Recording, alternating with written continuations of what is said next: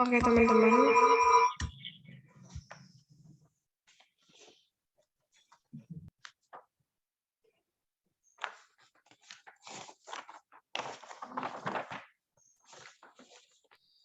Oke, teman-teman, karena udah banyak nih yang join, yuk kita mulai aja nobelnya. Shalom, teman-teman semua. Salam teman-teman semua. Salam Kak Tia. Teman-teman gimana nih kabarnya? Boleh dong kasih reaction?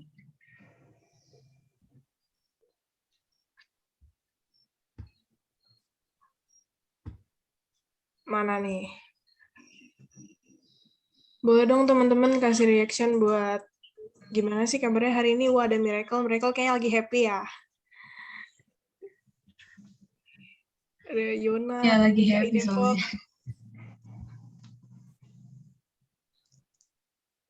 Wah, kayaknya dari reaction-nya lagi pada happy nih ya, Kak. Iya, kalau Iren gimana nih kabarnya? Aku baik, puji Tuhan. Kalau Kak Janika gimana kabarnya? Aku juga puji Tuhan, kabarnya baik dan sehat. Puji Tuhan. Nah, karena kita udah saling tahu nih kabar masing-masing, berarti udah siap dong buat mulai Nobel kita hari ini. Tapi teman-teman, seperti biasa sebelum kita mulai Nobel kita hari ini, ada rules yang harus kita patuhi. Mungkin boleh next slide? Oke.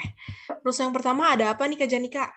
Rules yang pertama itu mematikan mikrofon selama PA berlangsung. Ya, rules yang kedua boleh di-unmute ketika ada interaksi. Dan yang ketiga, selama PA berlangsung, teman-teman open kamera ya. Yuk, teman-teman boleh nih yang belum nggak berhalangan, kita on cam dulu. Nah, teman-teman semua, mari kita mulai Nobel kita hari ini dengan doa. Mari kita bersatu dalam doa. Tuhan Yesus, pada sore hari ini, kami mengucap syukur atas berkat dan pertolongan-Mu, sehingga kami dapat berkumpul di Zoom ini untuk mengikuti Nobel dalam keadaan sehat. Biarlah Nobel kami hari ini boleh dapat berjalan lancar dari awal sampai akhir. Sertai dan bimbing kami terus, Tuhan. Dalam nama Tuhan Yesus, kami berdoa dan mengucap syukur. Haleluya. Amin. Oke teman-teman semua, untuk memulai Nobel kita hari ini, aku mau ajak teman-teman semua untuk nyanyi lagu Hari Ini Kurasa Bahagia.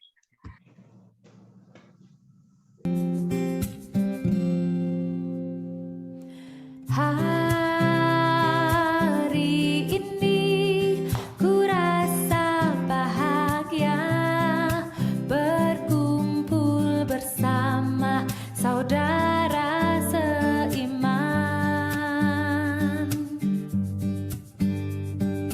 Tuhan Yesus telah satukan kita tanpa memandang di antara kita, bergandengan tangan dalam kasih, dalam satu hati, berjalan dalam terang kasih Tuhan.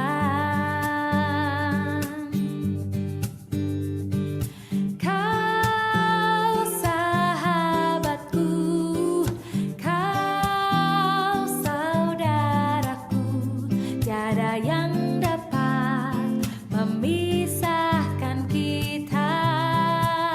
Oh, kau sahabatku, kau saudaraku, tiada yang dapat memisahkan kita.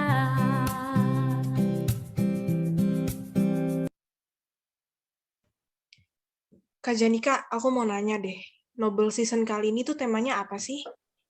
Jadi, tema Nobel kita kali ini adalah berbeda dalam persahabatan. Wah, kayaknya bakal bermanfaat banget tuh buat kita-kita.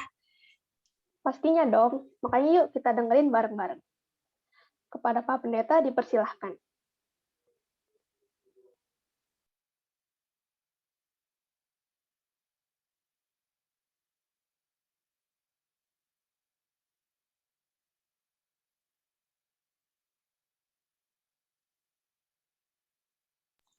Pak Pendeta masih di mute. Oke, sorry. Nah, baik, suara saya sudah terdengar? Terdengar, Sudah, Pak. Ya, saya maaf kalau suruh berbahasa Indonesia dengan baik dan benar, terus suruh berbahasa Indonesia dari alfa sampai omega. Nah, saya tidak bisa. Kenapa tidak bisa? Ya, enggak tahu ya, terbiasa apa ya, pakai bahasa campuran. Lebih ya, bahasa Indonesia dengan bahasa Jawa. Jadi nanti kalau saya keceplosan ngomong bahasa alien, bahasa Jawa yang mungkin kalian tidak mengerti ya, dimaafkan gitu ya. Nah, sudah kebiasaan ngomong pakai bahasa campuran. Bahkan di mimbar pun ya bahasa campuran. Tidak bisa disuruh bahasa Indonesia dari awal sampai akhir. Nah, baik rekan-rekan, sebagaimana tadi sudah dikatakan, kita mau berbicara soal ya perbedaan. Ya, perbedaan satu sisi menimbulkan masalah, tetapi sisi lain kalau disikapi dengan baik dan benar, nah ini masalahnya. Mensikapi dengan baik dan benar itu memang butuh perjuangan. Perjuangan apa? Ya, nalar juga dibutuhkan. Emosi perlu dikendalikan. Kenapa? Dalam perbedaan kadang membuat apa? Salah paham. Nah, ini emosi perlu dikendalikan. Karena apa? Perbedaan pola pikir, perbedaan budaya menimbulkan juga perbedaan penafsiran. Nah, contoh saja perbedaan penafsiran. Silahkan bisa di-unmute, silahkan kalian nanti ngomong, tulisan yang akan saya tunjukkan apa arti atau maknanya menurut kalian. Sudah siap? Nah. Apa ini? Anjay. Apa artinya?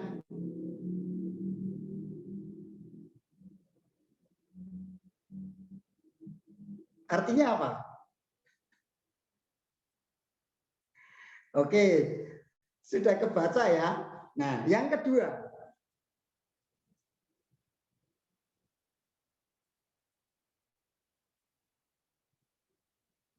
Bacanya apa ini? S-A-V-A-G-E.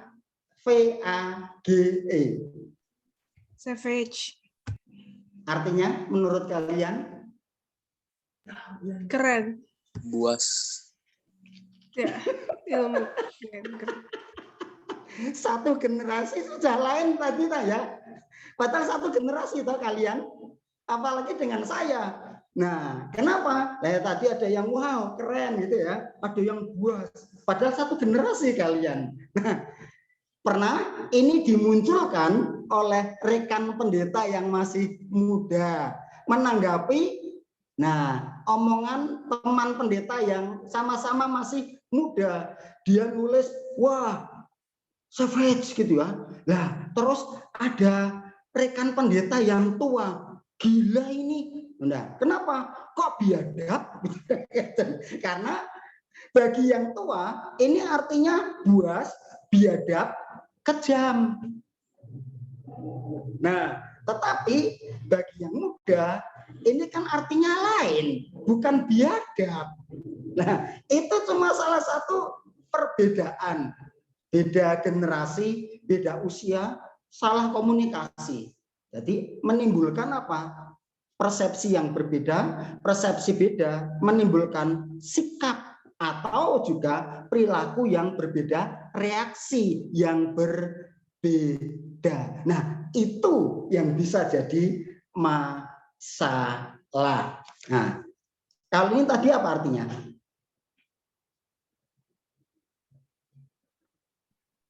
Keren. Setahu saya kan kalau bahasa anak muda kan bahasa gaulnya ini keren gitu ya.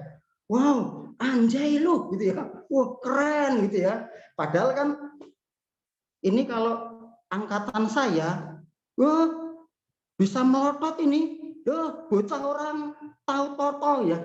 Anak tidak tahu aturan kok mengumpat. Iya. Karena menurut generasi saya ini umpatan. Ya, maaf ya, anjing gitu kan. Loh, kan dari kata itu ini. Tetapi kan menurut kalian ini keren gitu kan. Ungkapan apa ya? Mau memuji orang lain atau menjadi sesuatu yang memang baik. Wah, anjay gitu. Nah, tetapi kan bagi generasi saya, bisa marah-marah. Nah, anak tidak tahu diri, suka mengumpat gitu. Tidak tahu dididik.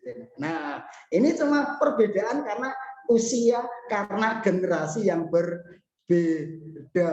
Wow, wah kalau ada yang wah savage gitu ya. Padahal kan menurut generasi sekarang ini kan ungkapan sesuatu yang berani, sesuatu yang beda, kadang tanpa apa?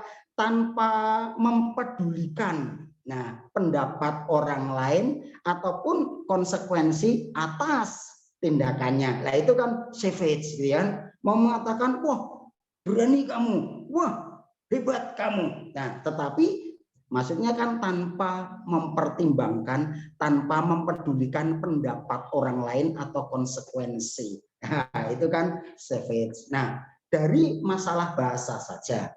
Ada banyak juga permasalahan yang itu menimbulkan reaksi yang berbeda.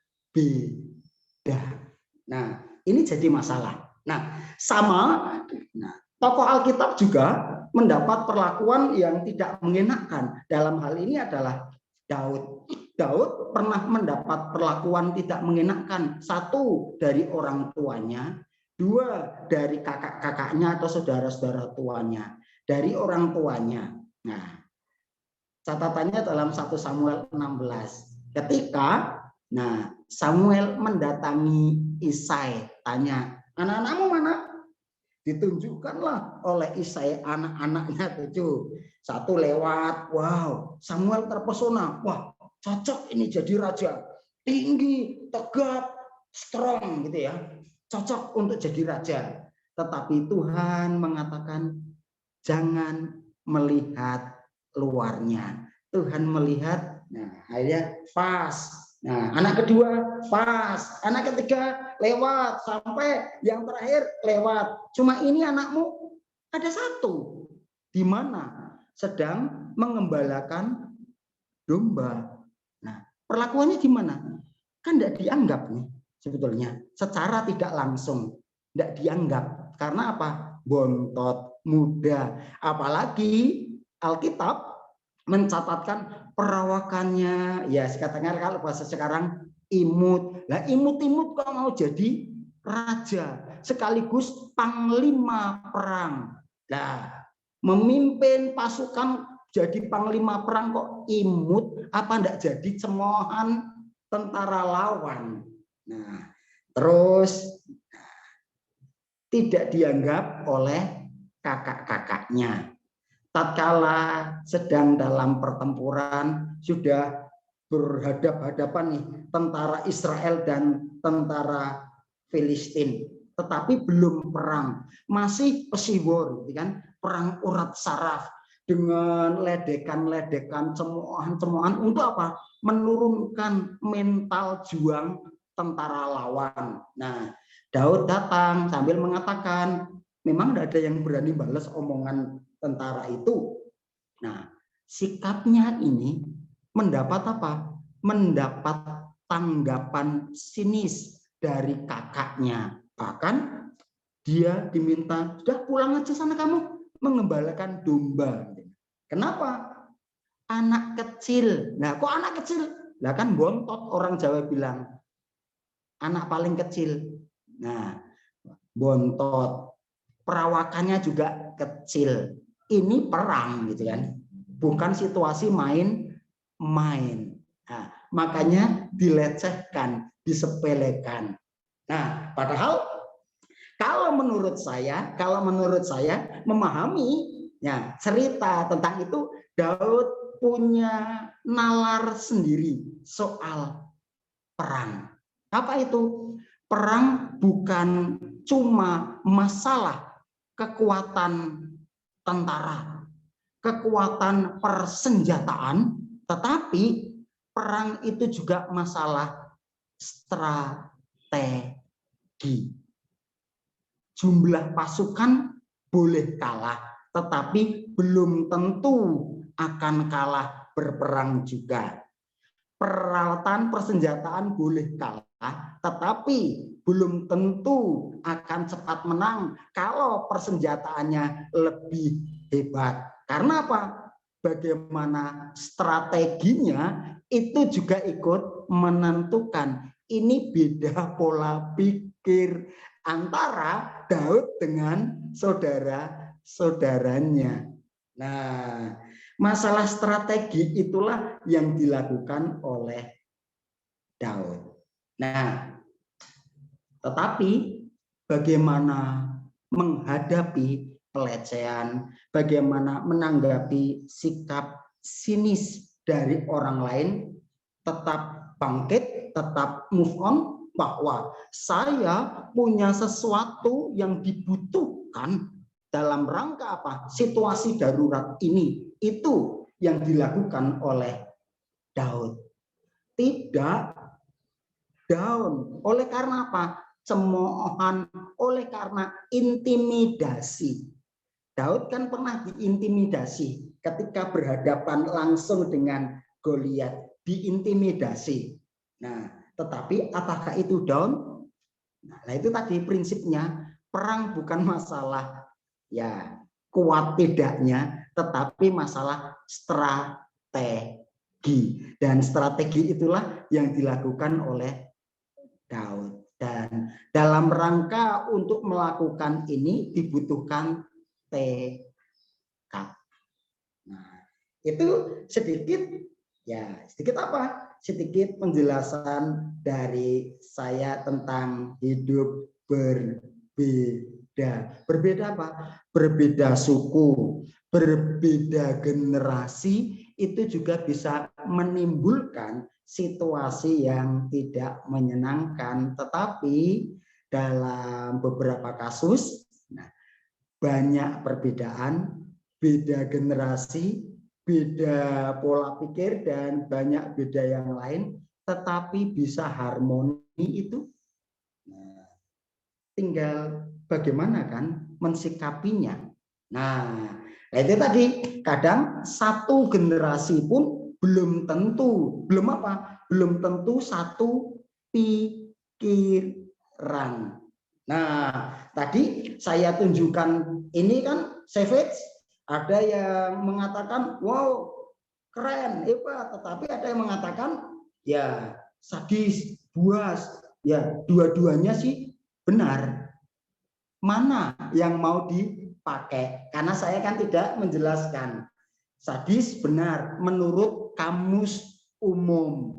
Tetapi keren juga bisa dikatakan untuk misalkan pujian kepada orang lain yang saya katakan itu tadi, itu menurut kamus bahasa gaul. Nah, bahasa gaul kapan? Bahasa gaul anak milenial.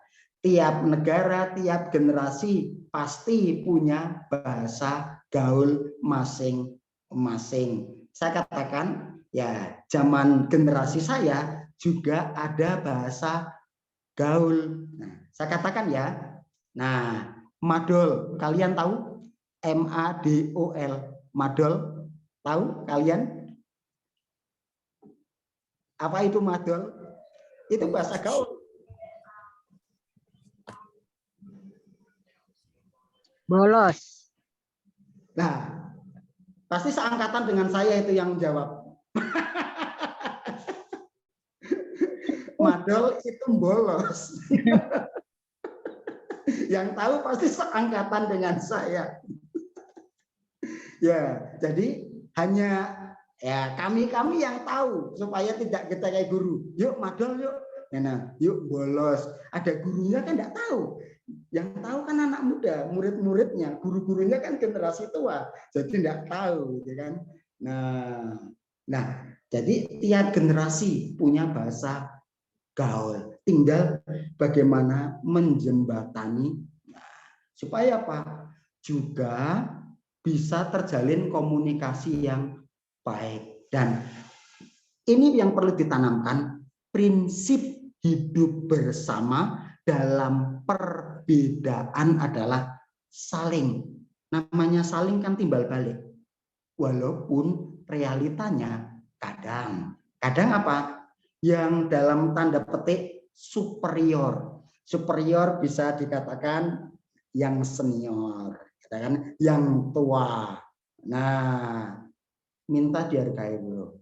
Saya senior nih, kalian junior, harus nurut, harus manut. Padahal belum tentu, saya katakan, belum tentu yang senior, yang lebih tua itu wawasannya lebih jembar, wawasannya lebih luas, pengetahuannya lebih banyak, belum tentu. Tetapi perlakuan bahwa senior perlu apa? Perlu dihormati ya. Kalau orang Jawa bilang perlu dimangga-mangga kayak gitu ya. Perlu dihormati sedemikian rupa sesuai dengan kesenioritasannya. Nah, kadang perlakuan seperti inilah yang malah memisahkan, tidak menjembatani, nah, tetapi malah memisahkan dalam juga hidup bersama. Nanti yang senior sudah ada, yang tadinya junior jadi senior, memperlakukan junior di bawahnya. Wah, saya dulu pengalamannya demikian. Nah, mumpung ada junior.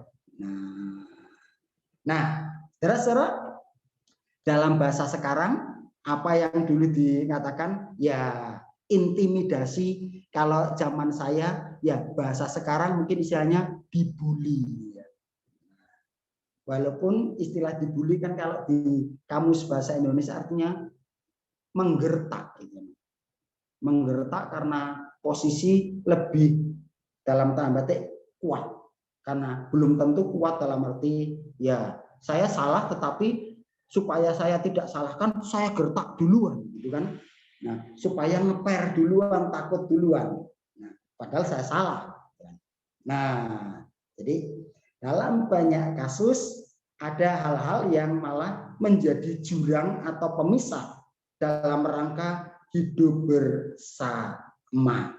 Nah, sekarang pertanyaan saya buat kalian.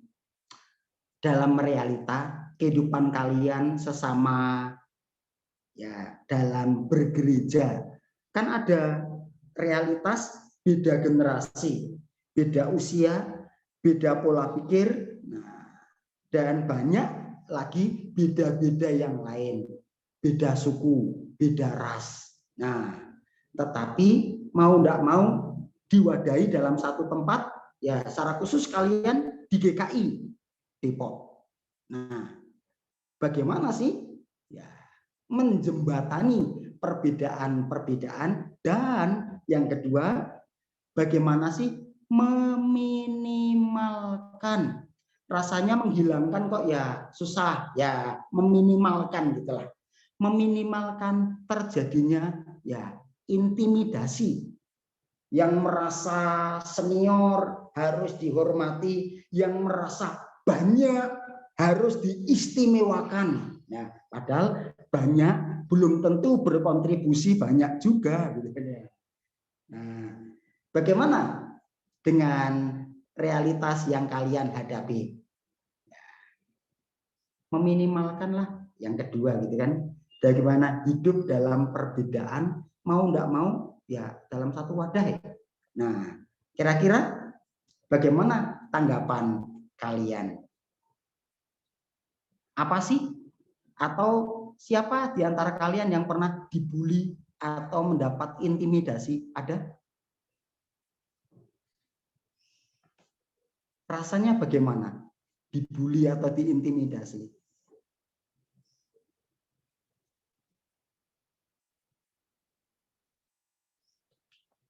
Monggo yang mau berpendapat.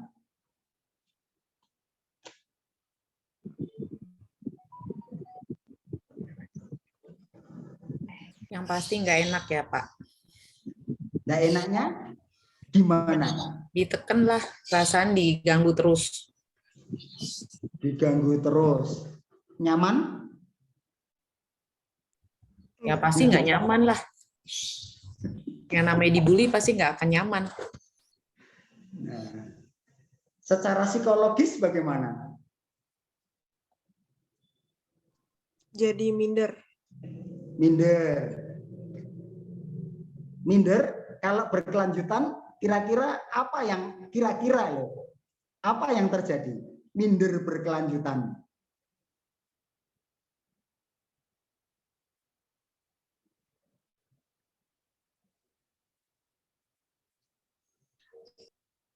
Ya, dibully jadi minder. Mungkin nggak percaya diri kali ya. Nggak percaya diri. Nah, apa dampak tidak percaya diri yang jeleknya, terburuknya? Tertutup. Mengisolasi diri. Cuma itu? Gak mau gereja, Pak. Oke, enggak mau ke gereja. Ketemu itu lagi. Tukang bully. Malas belajar. Belajar. Kenapa? Trauma. Malas gitu. Ngapain? Main game Paling terus. saya belajar itu ya. Paling enggak dapat apa? Tidak akan dapat pujian walaupun sudah berjuang. Nah, saudara-saudara, sebenarnya orang diintimidasi atau bahasa sekarang dibully, di samping memupus percaya diri, yang paling bahaya adalah potensi diri yang ada jadi apa? Jadi tertutup. Tidak muncul. Kenapa? Takut. Paling nanti saya dilecehkan.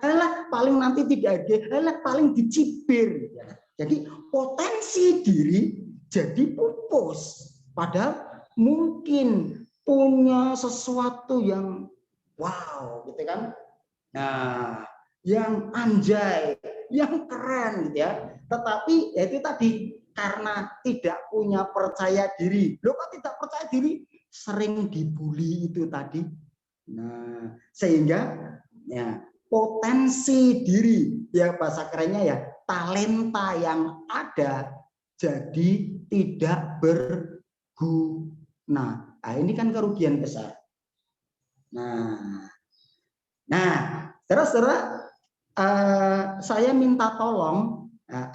Maaf ya, saya bukan orang yang gampang menghafal nama, tetapi tadi Japri-Japrian tadi juga mengingatkan saya, Pak, gabung jam 4:04 ya. Ya, tadi saya masih telepon-teleponan dengan anggota jemaat. Siapa yang tadi saya mintai tolong dan mengingatkan saya untuk gabung jam 4:04 karena saya minta tolong juga untuk ditayangkan videonya. Nanti saya tanya. Nah, atau bisa ditayangkan video yang sudah saya kirim. Wah, bagi saya ini betul Wonder Woman tenanan ini. Nah, kalau sudah siap, bisa ditayangkan video yang sudah saya kirimkan. Ini Wonder Woman betulan ini.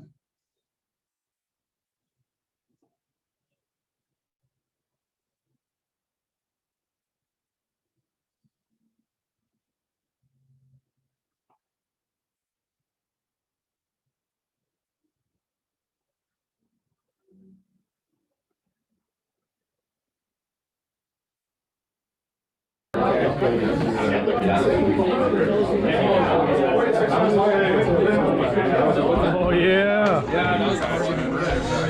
It's on. I don't know if it's up yet, but it will be. There's BLM there. I know. I was trying to pull like him earlier. Mini BLM there. That's what I was trying to imitate earlier. When he started really outside.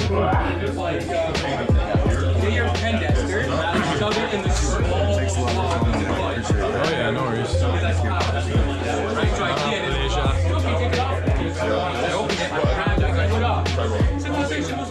Nice, Ursula. She's got a good poker face, eh? Yeah. That's what I told her when we were gripping. She's like, oh my gosh, oh, it's too strong. And then as soon as I let up a little, Z is like a snake. She's got constant pressure.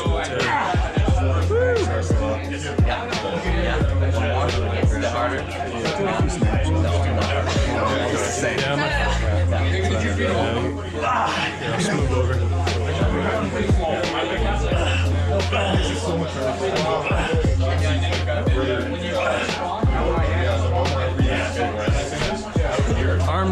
Ross in the house. All the time. Oh, sweet. Good. Good. Yeah. How did I get more? I was at 35 and it's at 40 now.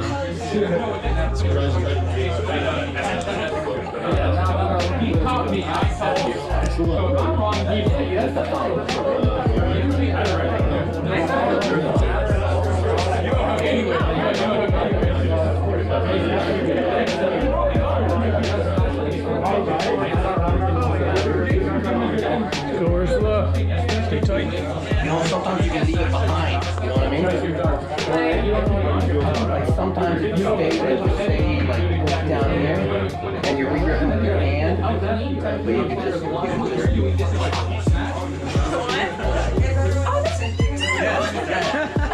your thumb. Yeah, yeah. Oh my God, yeah. Good.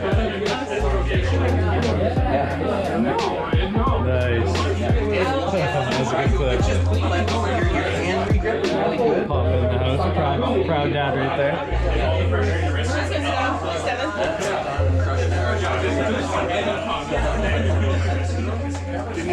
Shotgun.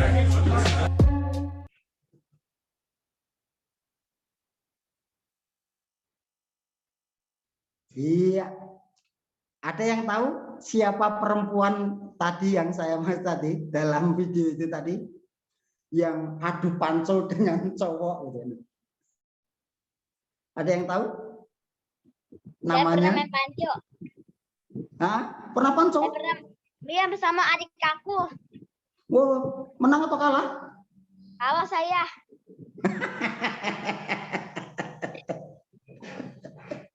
Nah, Adik saya memang kuat. oh, ya harus dicoba lagi gitu ya. Nah, oke. Siapa ini namanya? Sarah Beckman. Yang tadi? Nah, ada yang tahu perempuan yang jago panco tadi namanya siapa? Sarah Beckman. Ya, mungkin pernah tahu gitu ya. Dialah Sarah Beckman. 8 prestasinya adalah 8 kali juara panco Swedia, 9 kali juara Eropa, 8 kali juara dunia dan belum terkalahkan. Nah, tetapi ada yang tahu masa lalunya, masa remajanya dari SD ya, kalau di kita ya, dari SD sampai SMP pernah ditayangkan di televisi tentang ya sedikit riwayat Sarah Beckman. Dari SMP dia kelebihan berat badan ya, katakanlah gitu ya. Kalau itu kan mungkin ya gendut atau obesitas gitu ya. Nah, bahasa sekarang gendut ya, parahnya obesitas ya. Itu yang terjadi pada Sarah Beckman. Karena kondisi fisiknya itulah dia diintimidasi oleh teman-temannya, dia diejek, dia dilecehkan oleh teman-temannya.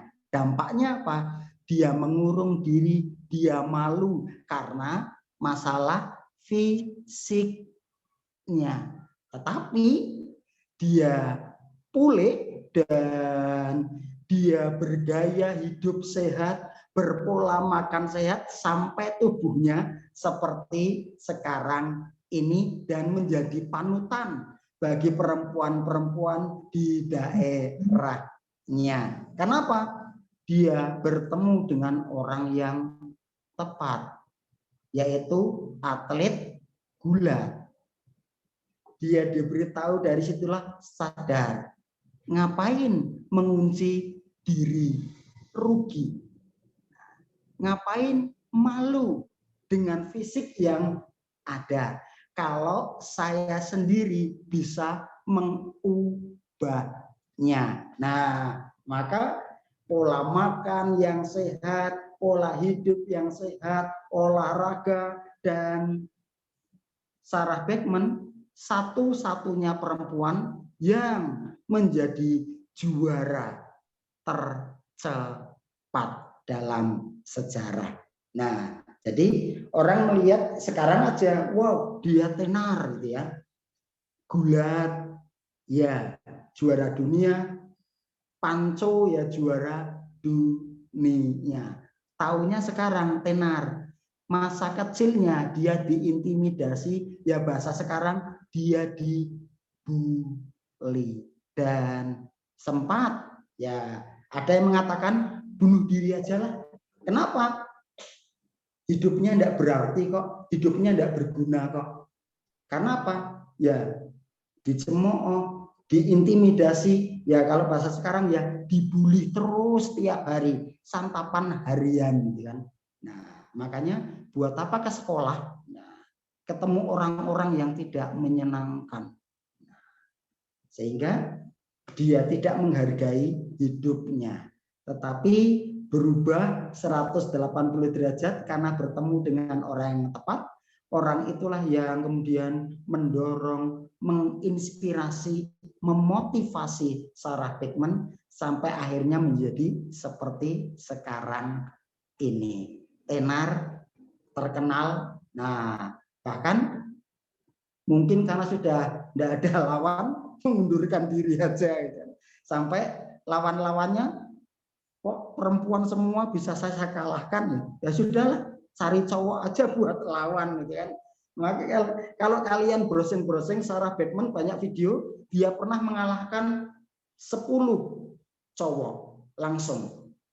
Satu bisa dikalahkan Panco, ganti tempat, Panco lagi, 10 cowok kalah oleh dia tanpa jeda lama. Nah, mungkin ya itu tadi dia mengundurkan diri, tidak ada lawan yang sepadan gitu. Ya, buah prestasinya. Tetapi kalau lihat di Twitter, Instagram, followernya juga banyak itu. Dia menampilkan bagaimana gaya hidup sehat. Saya pernah olahraga. Motivasi. Nah, bagi orang lain punya talenta, kenapa tidak diapresiasi? Lah orang lain tidak mengapresiasi, kenapa harus nunggu orang lain? Diri kita dulu yang mengapresiasi, orang lain belakangan. Dan itu sejarah Sarah Bachman. Dibully, dicemooh karena fisiknya yang obesitas. Tetapi dia sekarang malah jadi pembicara hidup sehat. Dan menjadi juga instruktur olahraga bagi yang lainnya. Nah, tidak salah punya cara pandang beda. Nah, ya tadi yang katakan mungkin bahasa gaulnya, wah savage gitu ya.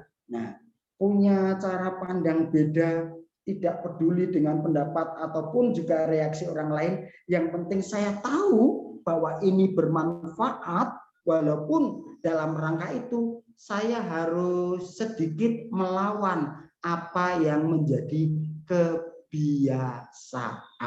Nah, saya juga pernah apa? Dimarah-marahi sama jemaat. Kenapa kok dimarah-marahi? Ya, karena saya mengubah kebiasaan. Kenapa kok kebiasaan? Nah, itu tadi. Akhirnya saya katakan, loh, biasanya itu ngene loh, Pak. Kok ini diwah-wahi? Biasanya itu seperti ini, Pak. Dari dulu Bapak sebelum ada seperti ini. Nah, saya katakan jangan membenarkan kebiasaan, tetapi biasakan yang benar. Karena kebiasaan seturut perkembangan zaman, apa yang ya orang dianggap lazim bagi generasi berikutnya dianggap aneh dan perlu diganti. Maka saya katakan jangan membenarkan kebiasaan, tapi biasakan yang benar. Nah, dan itu ya tips dari saya bagaimana menjaga hidup dalam perbedaan. Apa? Jangan membenarkan kebiasaan, tapi biasakan yang benar. benar. Nah, apa benar menurut saya? Belum tentu benar menurut kalian. Makanya butuh apa? Satu pemahaman, satu bahasa yang sama-sama dipahami. Sehingga berbeda tidak jadi masalah, tetapi malah berkah. Kalian pernah menghadapi situasi yang sebagaimana saya ceritakan? Mungkin dia tidak sampai dimarahi sih, tetapi mendapat masukan. Nah, jangan gitulah. Ada yang pernah seperti pengalaman seperti yang saya alami? Kenapa? Bagaimana ceritanya?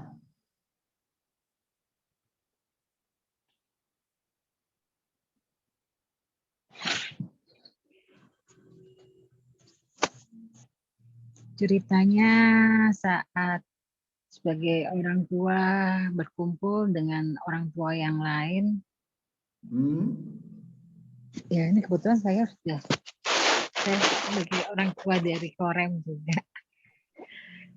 Ya saat berkumpul dengan orang tua yang lain, kadang-kadang kita sering ngobrol yang nggak fokus, jadinya membiasakan diri untuk ayo kita kembali ke fokus yang akan kita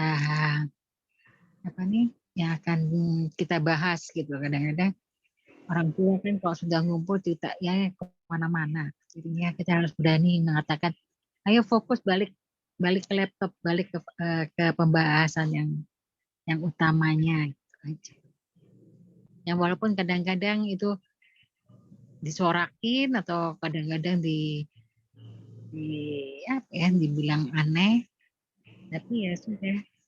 Tapi kita kan kembali pada yang benar daripada harus ngobrol ngalor ngidul, katanya orang Jawa itu ngalor ngidul. Begitu Pak. Ya, lagi ngomong disorai enak enggak Bu? Nggak enak lah. Disoraki harusnya senang ya, terima kasih kan bisa. Nggak enak disorain itu. Ya, lihat kasusnya juga sih, disoraki, oh terima kasih. Itu berarti ya mendapat aplaus. Disoraki bisa saja kan ya secara halus gitu kan, sindiran. Nah, sama saja kalau dalam pertemuan pendeta di konven, kalau kita tepuk tangan, itu sebenarnya sindiran. Ayo cepat selesai. Itu ditepuk tangan. Benar. Ya, memang. Nah, ya. Yang lainnya ada yang pernah merasakan? Saya sampai sekarang guru-guru saya, lebih-lebih guru TK saya dan guru SMA, tidak percaya kok kalau saya jadi pendeta kok. Mereka masih tidak percaya kalau saya jadi pendeta. Kira-kira kenapa? Kok guru-guru saya tidak percaya saya jadi pendeta? Karena mungkin dulu Bapak iseng. Bandel ya Pak? Suka isengin orang mungkin.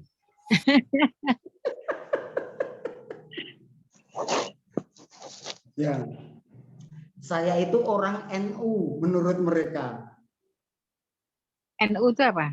Nah, nuakal gitu. Nuakal. Saking nakalnya jadi NU nuakal ya. Orang Jawa kan ada, kalau bahasa kan ada penyangatan gitu kan. Nah, untuk menunjukkan betapa adanya eskalasi gitu ya bahasa ini.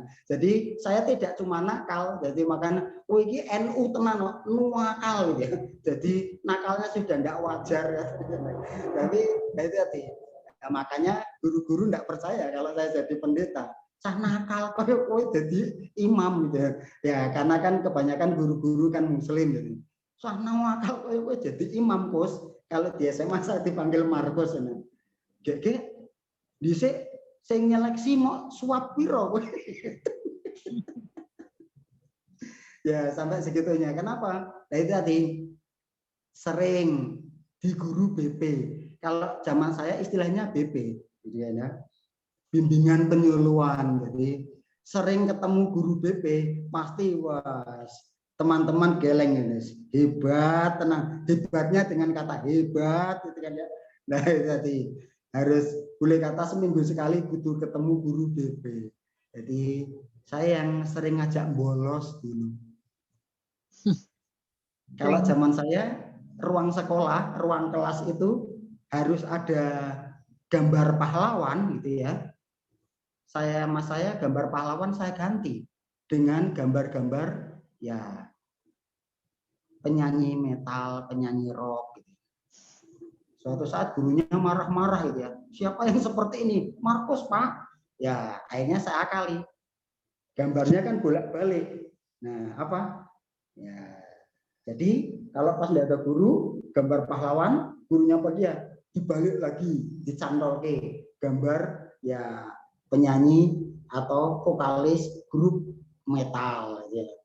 Suatu saat kelas saya candeli siapa? Buah-buahan dan itu curian semua. Sepakat ya, ganti ya, suasana baru.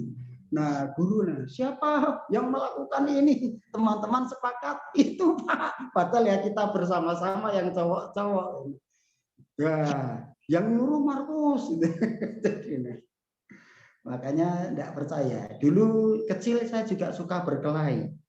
Nah, saya enggak takut waktu itu dikeroyok 4 orang, enggak takut. Karena prinsip saya itu tadi, wajah jangan bonyok. Yang lain boleh luka, tetapi wajah jangan sampai luka. Bukan karena saya jelek, bukan. Susah cari alasan pada orang tua kalau lukanya itu di wajah. Nah, susah. Kalau luka di tangan, luka di kaki, ditanya, ngopo, tatu, kenapa kok luka? Gampang saja kan saya jawab, bal-balan, digaprak. Ya kalau bahasa sekarang, sepak bola. Nah, di sliding tackle gitu kan. Selesai sudah. Tapi kalau di wajah apa bengep bal-balan, luka ini bukan luka jatuh, ini luka dipukul. Nah, susah. Makanya ya jangan sampai wajah luka. Yang lain luka boleh. Kan luka di dada kan tertutup baju. Luka di sikut kan bisa alasan itu tadi, bal-balan, sepak bola, digabrak, sliding tackle, jatuh, luka, aman. Nah, itu. Dan makanya sih kadang enggak enak juga kalau reuni. Nah, terus panggil mantan guru, guru lirik saya, rasanya lirikanmu itu loh, gitu. Bukan lirikan jatuh cinta, tapi lirikan menghina. Saya sendiri merasakan lirikanmu menghina. Gitu.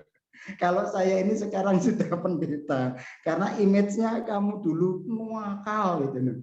Jadi bukan cuma nakal itu, nuakal. Nah, kadang kan tatapan mata juga enggak enak gitu kan ya.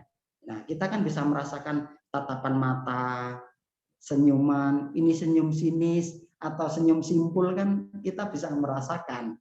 Nah, padahal ini dalam satu kumpulan. Nah, secara tidak langsung kan itu juga intimidasi walaupun tidak dengan verbal. Tapi kan bisa lewat bahasa tubuh, ekspresi wajah. Nah, salam jari tengah kan semua tahu tuh ya. Itu kan juga cemoohan, itu intimidasi. Walaupun kan sempat viral. Nah, sempat viral apa?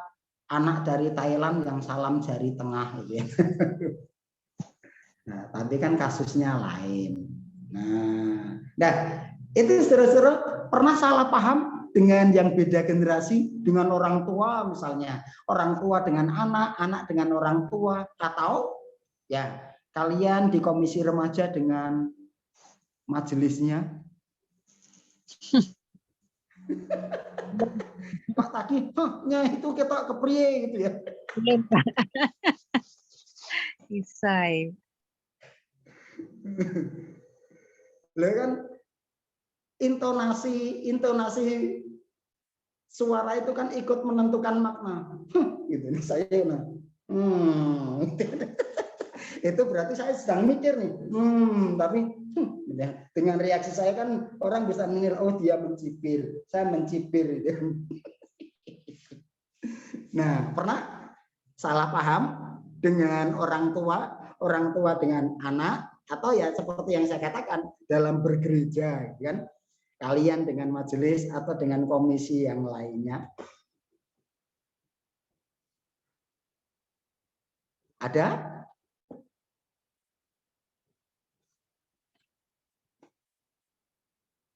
Semoga nggak ada, Pak.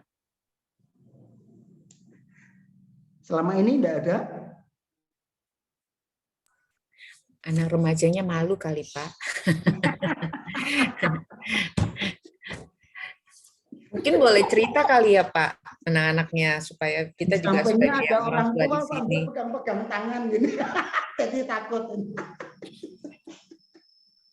Enggak kok, Pak.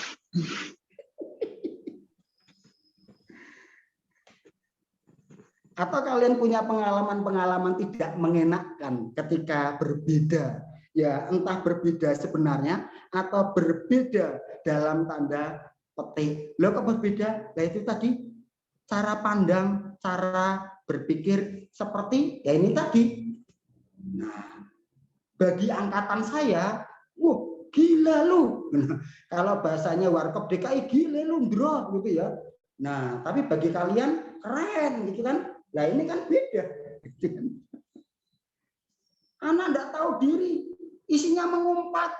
Ini artinya wow, gitu kan. Nah, cool gitu ya. Nah, kan beda. Nah, beda dalam tanda petik. Sama-sama buka kamus, kamusnya beda. Ini kamus umum sama kamus gaul, ya jelas beda. Nah, ada yang pernah punya pengalaman seperti itu? Yang remaja-remaja ini? Ada, Pak. Nah, mau share? Boleh. Ya, mungkin sama orang tua sih sering. Ya kayak tadi, mungkin kan beda generasi, beda pemahaman. Kayak ya mungkin bahasanya sama, terus mikir jadi kayak ada beda arti, terus mungkin ya salah paham gitu. Itu sering sih kalau sama orang tua. Terus menyikapinya gimana? Dikomunikasikan baik-baik. Terus kayak denger dari orang tua, dan maksudnya dari versi orang tua gimana, dari versinya saya gimana, saling jelasin biar clear. Ketika proses beda, ada tidak enak hati? Ada. Keluar dari rumah, nginep di rumah teman, pernah? Enggak. Tenane itu. Kalau pas proses bedanya pasti ada lah, diomelin dikit, dimarahin dikit. Diomelin kan enggak enak. Apalagi itu kan benar gitu ya. Saya pernah kok diomelin, terus apa? Saya tidak pulang rumah 3 hari. Orang tua pusing cari saya ini. Di sekolah, di mana ini? Di teman-teman dekat, tidak ada. Karena saya yakin teman dekat saya pasti yang akan dicari. Makanya saya tidak nginep di rumah teman dekat. Bikin pusing orang tua. 3 hari, nah, kok pulang? Uang sudah habis. Makanya pulang. Nah, terus orang tua bagaimana? Marah-marah, bikin pusing. Ini yang kemudian membuat saya malu. Kenapa kok malu? Ibu saya malah memeluk saya. Kenapa harus pergi? Kenapa enggak ngomong baik-baik gitu. Saya langsung jadi makdek gitu ya. Pikir saya, sial biar pusing ya. Biar orang tua tahu diri juga. Jangan suka menyalah-nyalahkan anak, gitu kan ya. Ternyata kenapa harus pergi, enggak dipikir baik-baik gitu. Tak pikir saya datang dimarah-marahin, sudah bobol celengan lagi, pergi lagi. ternyata malah dipeluk. Jangan bikin pusing orang tua gara-gara pergi. Nah, jadi pernah ya, selama 3 hari di mana? Saya tidur di pasar. Pasar sini, terus pasar sana, ya kan? Nah, saya tidur di pasar, jadi kayak menggelandang. Pernah ditangkap sama polisi, pernah dikira gelandangan, tidur di emper. Saya tunjukkan kartu pelajar. Saya pelajar Pak, bukan gelandangan. Akhirnya dilepas. Nah, ya kadang ya itu tadi memang beda budaya, beda generasi menimbulkan pergesekan. Tetapi kan tidak bisa toh saya mengatakan saya mau ganti orang tua saja lah. Emang sepak bola ganti pemain gitu ya, ganti orang tua. Gitu. Nah mungkin saya tidak mau punya anak kamu lah, sana pergi ganti anak, kan tidak bisa. Nah, kan segala sesuatu kan bagaimana kita menjalani, mensikapinya. Itu sikap itulah yang tiap keluarga, tiap orang punya cara yang berbeda tapi prinsipnya sama. Bagaimana berkomunikasi itu kan yang saya katakan saling.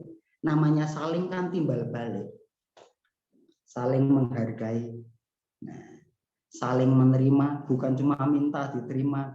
Nah, saling menghargai bukan cuma minta dihargai. Saling mengerti bukan cuma minta dimengerti.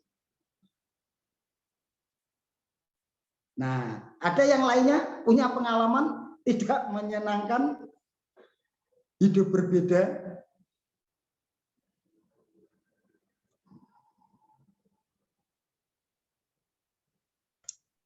Aku pernah, Pak. Jadi kisahnya itu saya sama orang tua saya mau memberikan pendapat, ya mungkin pendapatnya tentang keluarga. Saya mau menjelaskan tentang, ya sebenarnya sih memang kalau untuk pendapat kan kita harus mengeluarkan semua, mengeluarkan apa yang kita harus pendapat untuk pendapat. Tapi waktu saya malah bilang gini, kamu itu apa sih? Dikit-dikit langsung begini, dikit langsung begini. Ya udah sih biarin aja sih emang memang mama maunya seperti itu. Kamu kenapa malah ngatur-ngatur? Harusnya kamu ikutin kata mama. Padahal kan saya cuma mau bilang sesuatu yang mungkin itu menurut saya benar, tapi buat mama saya juga nggak benar. Tapi ya kalau sakit, ya saya sakit sih, kecewa. Yang paling sakitnya lagi kalau misalnya saya mau ngomong sesuatu aja, saya langsung dibilangin kayak marah gitu, dikit-dikit marah, dikit-dikit emosi. Padahal saya bukan termasuk seperti saya ingin marah, padahal ya saya juga memiliki rasa yang memang berbeda sama mama saya juga. Dan terkadang juga diomelin, meskipun rasanya emang nggak suka juga, lama-lama mama malah tambah marah. Padahal yang aku ingin tuh ya maunya kalau mama udah kayak gini udah stop aja gitu, jangan berlanjut lagi karena aku juga tambah sakit, rasanya tambah nggak enak gitu. Juga terus selain pendapat sama hal-hal lain, terkadang orang tua saya juga paling nggak suka sama namanya tentang berbau psikolog, tentang psikolog. Katanya psikolog itu juga nggak mungkin, nggak benar, kayak teorinya cuman khayalan aja. Padahal menurut saya memang psikolog itu kan juga memberi sesuatu yang pasti dan benar menurut saya. Tapi orang tua saya itu menganggapnya hal-hal itu nggak benar, menganggapnya tentang budaya-budaya mereka yang lama itu yang mereka mereka benarin gitu. Yang menurut mereka itu benar, tapi menurut pandangan anak-anak kan juga salah gitu. Bukan seperti itu juga. Terkadang sakit, terkadang juga ya saya mau ngomong apa lagi. Kalau mau minta ganti orang tua kan juga nggak seenaknya seperti Bapak bilang juga, seperti ganti pemain sepak bola kan nggak seenaknya itu juga saya mau seperti itu. Ya keadaannya sih memang mama sakit, kecewa, nggak enak hati. Rasanya menggebu-gebu gitu, Pak. Aku begitu sih.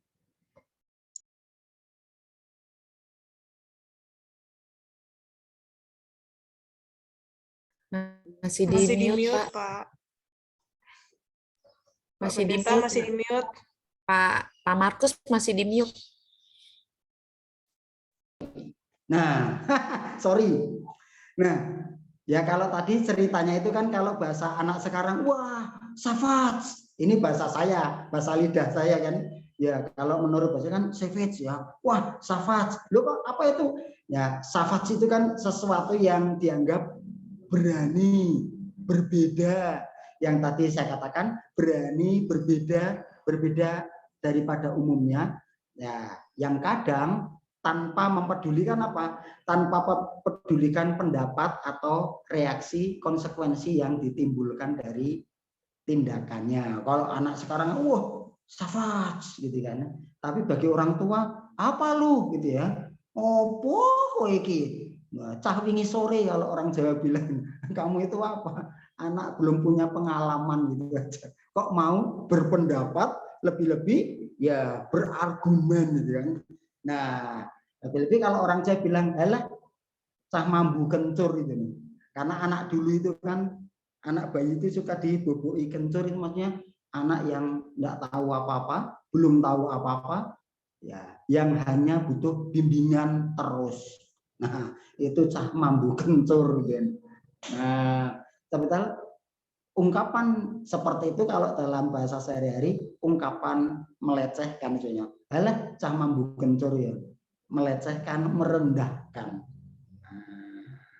Ya, memang tidak enak, tetapi disinilah prinsip. Ada psikolog yang mengatakan remaja itu ada, tetapi dianggap tidak ada. Lalu mereka mengada-ada supaya dianggap ada. Cuma kata ada saja kan. Remaja itu ada. Nah itu tadi kan masuk kategori remaja, itu kan komisi remaja, berarti kan ada. Tetapi dianggap tidak ada karena kadang dia alah anak muda aja alah. Nah itu kan ungkapan-ungkapan sepertinya merendahkan, ya kasarnya melecehkan gitu kan. Nah, tetapi dianggap tidak ada. Nah, lalu apa? Mengada-ada, ya. Itulah yang makanya bahasa psikolognya ada istilah kenakalan remaja. Kenapa kok kenakalan remaja yang dibahas sih? Padahal orang tua banyak juga yang nakal itu kan. Ya kenakalannya beda sih antara kenakalan remaja dengan kenakalan orang tua. Padahal dampak orang tua nakal itu lebih bahaya bagi rumah tangga daripada kalau remaja yang nakal.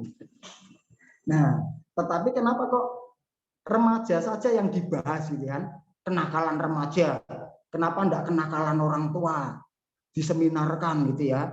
Nah, walaupun sekarang ya sudah ada keseimbangan bahwa ya kenakalan orang tua pun dibahas ya. Kenapa? Dampaknya bagi keluarga itu apa kalau orang tua nakal, entah yang bapak atau yang ibu nakal, dampaknya bagi anak itu apa sih? Gitu ya, dibahas juga. Tetapi kenapa kok remaja yang dibahas? Kan remaja masa depan bangsa. Boleh dikatakan kaum muda adalah tulang punggung bangsa. Nah, kalau tulang punggungnya osteoporosis, lah bangsanya mau jadi apa? Tulang penyangganya keropos, ya ambruk loh. Nah itu kenapa kok ya saya juga dulu sempat komplain, kenapa kami saja yang dibahas, orang tua nakal tidak pernah dibahas gitu kan. Bahkan ya dibiarkan saja. Kenapa kenakalan remaja diseminarkan? Kenapa enggak ada kenakalan orang tua gitu ya. Nah, itu sih prinsipnya. Maka kata Soekarno, beri saya 10 anak muda, saya guncang dunia. Nah, kenapa? Soekarno tahu potensi anak muda. Maka dikatakan 10 pemuda saya guncang dunia. Ada yang mengerti ucapan Soekarno seperti itu? Lanjutannya apa? Atau sebelumnya? Sebelum Soekarno memberi, nah, beri saya titik, tetapi beri saya 10 pemuda, akan saya guncang dunia. Yang kalimat sebelumnya ada yang tahu? Soekarno mengatakan apa? Sebelumnya Soekarno mengatakan, beri saya 10 orang, kok 10, beri saya 1000 orang tua, akan saya pindah gunung. Beri saya 10 pemuda, saya guncang dunia. Nah, mau menekankan ada potensi luar biasa. Ya memang dalam rangka hidup bersama, ya pasti terjadi apa? Gesekan antara yang muda dan yang tua. Kenapa? Beda pola pikir, beda gaya. Gaya apa? Gaya penampilan, gaya bicara, gaya bahasa. Gaya saya juga jadi masalah di jemaat.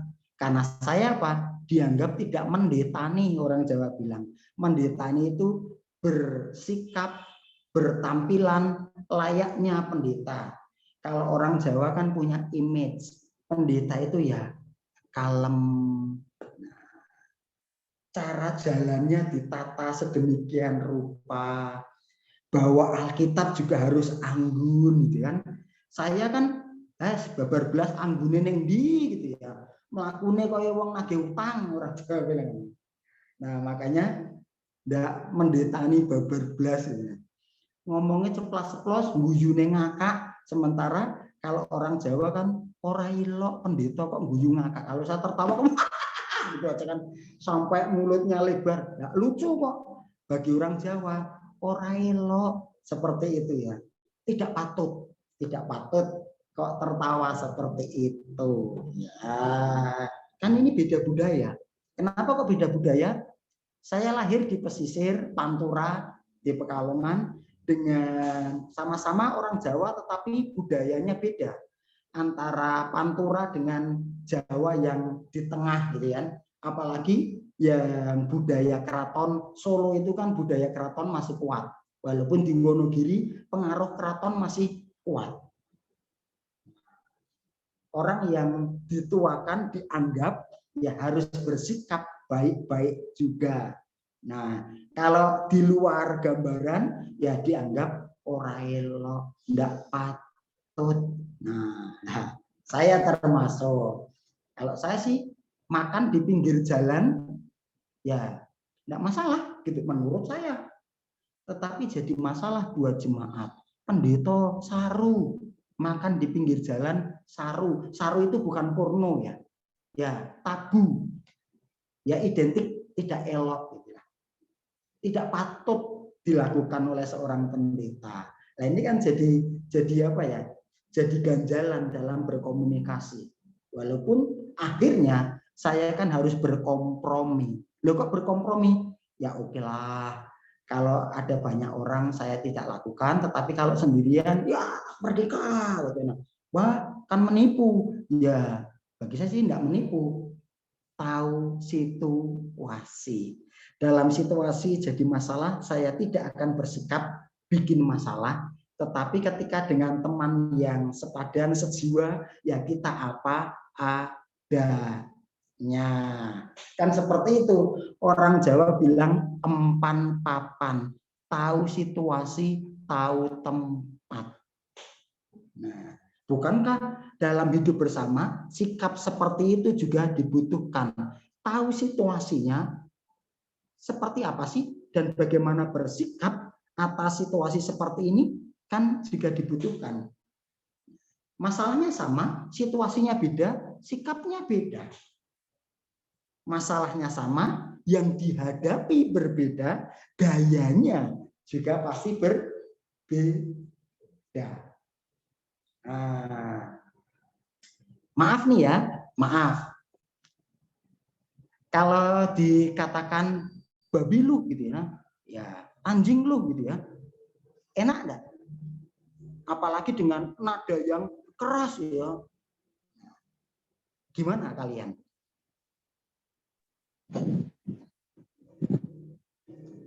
Jadi masalah? Buat kalian jadi masalah? Sedikit. Dikit. Banyak, Pak. Kalau saya pulang kampung di Pekalongan, nah terus ada orang yang menepuk saya dari belakang dengan kerasnya sambil bilang, maaf ini ya, maaf, ada anak kecil nih. Ya, dengan ya, nah ini kan bahasa ini dalam bahasa Jawa. Tahu ya? Bahasa Jawanya ini? Nah, bahasa Jawanya ini tahu ya? Nah, hanya teman akrab yang akan bilang seperti itu. Bukan umpatan. Hanya teman akrab yang mengatakan seperti itu. Saya tidak akan marah. Ini teman akrab saya. Saya akan membalingkan muka, lalu saya akan apa? Saya akan pukul dadanya. Tanda apa? Salam persahabatan. Dan dia tidak akan marah. Dia akan balas juga pukul dada saya. Ini teman kental. Nah, jadi kok ngumpat? Nah, ini bahasa Jawa, gitu kan? Ini bahasa Jawa. Hanya teman akrab. Tetapi bagi orang lain yang tidak tahu jadi masalah, jadi masalah. Nah, itulah tahu diri, tahu situasi. Nah, dengan bahasa yang sama, situasi yang dihadapi beda, reaksinya beda. Reaksi baik kalau yang dihadapi sepaham, sepikiran. Reaksi lain kalau beda paham, beda pemikiran, beda budaya, beda generasi. Nah, dan itu bisa menimbulkan, wah, kalau di GKI misalnya dalam ya hidup bergereja ya bisa ada perlawatan khusus itu. Ada pleno khusus gitu. Saya pernah di pleno khusus. Nah, tetapi ketika dipanggil, ya bagaimana argumentasinya kan? Jangan karena masalah rasa toh. Kalau masalah rasa, yang tua yang menang. Karena budaya Jawa, anak muda harus nurut pada yang tua. Tapi kan ini masalah apa? Masalah argumen. Argumen mana yang nalar? Kan seperti itu. Nah, mau menikah saja kami, saya dan istri, ya sekarang istri. Dulu ya baru calon gitu kan. Kami pernah disidang sama saudara tua. Kenapa kami disidang? Karena kami tidak nurut kemauan saudara tua. Apa? Nikah pakai adat Jawa. Kami disidang, diperhadapkan. Nah, terus saya bilang, ini sidang atau tukar pendapat? Ini sidang yang tua pada yang muda atau tukar pendapat? Nah, terus ada kakaknya. Bedanya apa? Kalau sidang yang tua yang muda kan kami kalah. Karena kan kami muda harus nurut yang tua. Tapi kalau tukar pendapat, pendapat mana yang nalar? Pendapat mana yang argumentatif? Nah, itu kan yang akan dilakukan. Nah, kenapa kami tidak mau pakai adat Jawa? Kenapa? Bukan kami tidak mau. Orang Jawa bilang nguri-nguri budaya Jawa. Karena menurut kami sudah tidak relevan adat-adatnya. Kan satu paket. Banyak yang tidak relevan. Contohnya saja. Kalau adat pernikahan Jawa itu ada kacar kucur. Yang laki-laki mengkucurkan, yang perempuan ya istilahnya nadai. Nah, menerima itu simbol laki-laki menafkahi perempuan. Realitanya seperti itu. Realita zaman sekarang yang perempuan bisa saja kan kedudukannya lebih tinggi daripada yang laki-laki. Otomatis gaji tunjangannya kan lebih besar. Kalau gajinya lebih besar, siapa yang ngucuri dana? Kan yang perempuan. Nah, makanya kami bilang bagi kami tidak nalar seperti itu.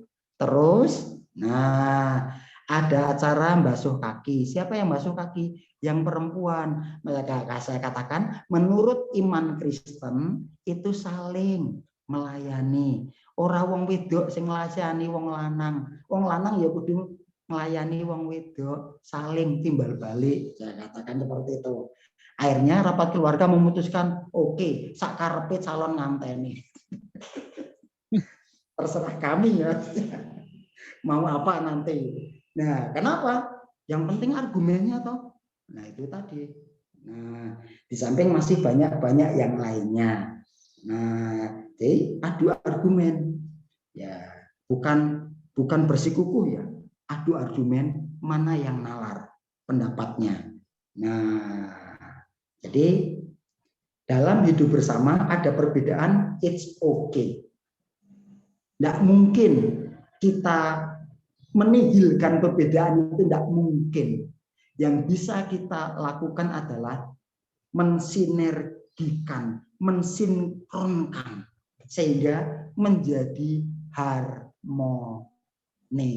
Kalian dengan orang tua dengan anak, ya majelis dengan komisi-komisi, pasti kan punya apa? Punya idealisme berbeda. Bagaimana idealisme ini bisa bersinergi, itu kan yang penting. Beda pendapat, it's okay. Yang tidak oke itu kan tidak bisa menyelesaikan beda pendapat itu. Nah, kalau ditanya, ada jemaat yang pernah tanya, pernah beda pendapat dengan istri Pak? Oh sering. Pernah bertengkar? Oh iya. Nah, terus ada yang ngomong, pendeta kok bertengkar sama pasangannya?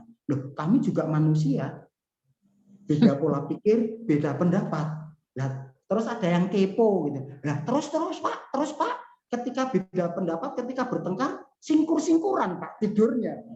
Maksudnya saling membelakangi, saling memunggui itu maksudnya singkur-singkuran itu. Ya enggak lah, saya bilang gitu.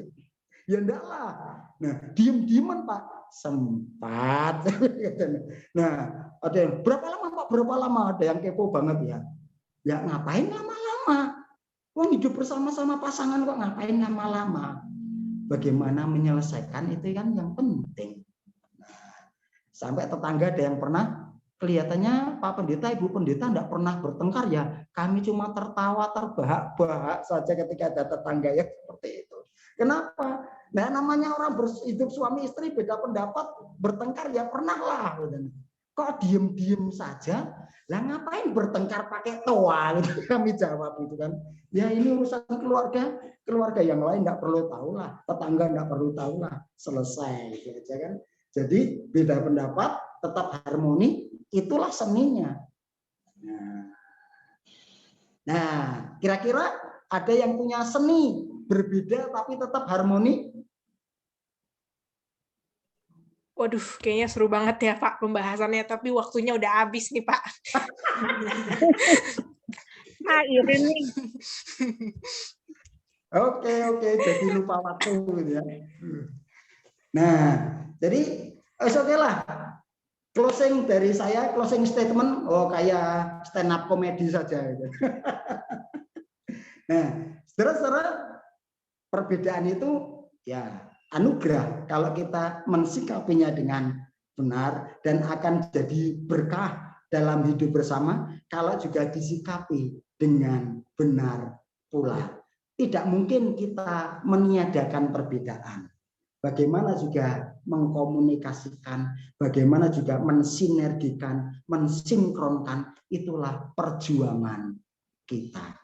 Nah, reaksi ya tergantung proses.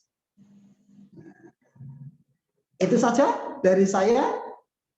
Saya serahkan kepada pengacaranya. Ya, terima kasih Pak Pendeta untuk renungannya. Oke, teman-teman semua, kita udah selesai di sesi PA-nya. Sekarang kita mau ada sesi question and answer. Seperti biasa, nanti bakal di-share link Menti, jadi teman-teman bisa taruh pertanyaannya di Menti. Mungkin bentar lagi di-share. Ya, itu udah di-share. Teman-teman bisa taruh pertanyaan-pertanyaan teman-teman di link Menti ya.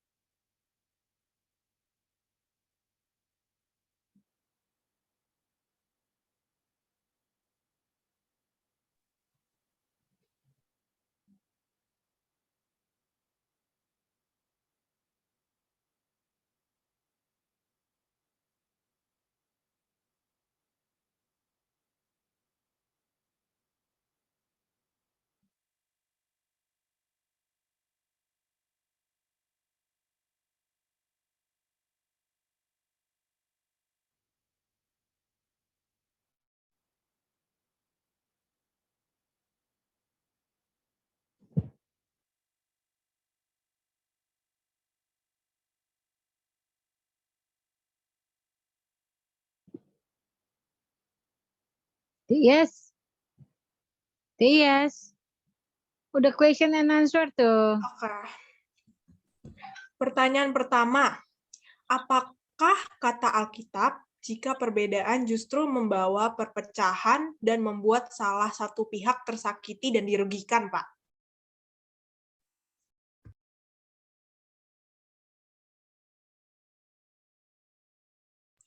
Gimana nih, Pak?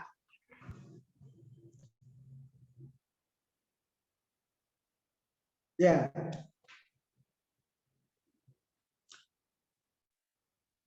Hidup bersama, lebih-lebih juga dengan segala perbedaan yang ada, jangan dipikir satu ras, satu suku tidak ada masalah. Masalah juga. Kalau beda suku, beda ras, pasti banyak masalah, belum tentu. Yang penting adalah bagaimana mensinergikan. Tak terkecuali juga hidup bergereja. Kan Rasul Paulus pernah mengkritik jemaat Korintus. Ada potensi besar sih jemaat Korintus. Apa? Jemaat Korintus satu-satunya, boleh dikata seperti itu, satu-satunya jemaat yang dilayani oleh Paulus di samping jemaat-jemaat yang lain, Filipi, Kolose, dan yang lain-lainnya. Keunikan jemaat Korintus adalah ini banyak karunia dibandingkan dengan jemaat yang lain. Nah, karunia apa saja? Macam-macam. Termasuk juga punya potensi yang lainnya di samping banyak karunia. Keuangan, sumber dayanya, sumber daya manusia juga oke. Tetapi karunia-karunia ini malah menjadikan perpecahan, bahkan sampai mau menghancurkan persekutuan. Makanya Rasul Paulus mengkritik apa? Mengkritik cara hidup bersama mereka. Di awal suratnya, dalam 1 Korintus surat yang pertama, di awal pasalnya kan Paulus mengkritik kehidupan jemaat Korintus. Kalian itu banyak karunia, tetapi karunia-karunia itu malah tidak jadi berkat, tidak membangun. Paulus memberikan masukan, kok bisa? Karena ego masing-masing. Paulus pernah mengatakan, ya, aku dari golongan Apolos, aku dari golongan Kefas. Nah, karena masing-masing ingin dianggap dan ingin menjadi superior. Karena biasanya kalau superior kan mendapat apa? Privilege gitu kan, keistimewaan tertentu. Tanpa sadar ini merusak persekutuan. Makanya Paulus mengatakan, siapa itu Apolos? Siapa itu Kefas? Siapa itu Paulus? Semuanya kan hamba-hamba Tuhan. Ketika dilaporkan Apolos masuk Korintus, dibutuhkan kedewasaan berpikir dan kedewasaan iman. Paulus dilapori, Apolos masuk Korintus dan merebut simpati jemaatmu. Apa kata Paulus? Aku menanam, Apolos menyiram, tetapi Tuhan yang memberi pertumbuhan. Ini kedewasaan berpikir dan kedewasaan iman menurut saya dari Paulus. Nah, ketika hidup bersama tidak menjadi berkat, masing-masing, bukan salah satu menurut saya, masing-masing perlu mengkoreksi diri. What's wrong with us? Apa yang salah dengan kita? Bukan dengan kamu, kan hidup bersama. Jadi ada apa dengan kita? Nah, bukan kamu atau mereka, seolah-olah dirinya kan paling benar atau sudah benar sehingga imun terhadap kritikan. Nah, ya kalau saya sih itu. Jadi what's wrong sih? Kalau sudah sadar what's wrong, mestinya koreksi diri. What's wrong itu berarti salah satu tahap sadar dari siuman.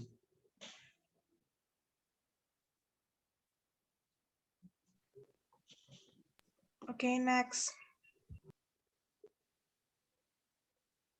Selanjutnya untuk pertanyaan kedua, bagaimana nih Pak kita bersikap jika orang tua kita beda pandangan? Apakah kita ketawakan atau kita beritahu mereka kalau pikiran mereka salah atau kurang update?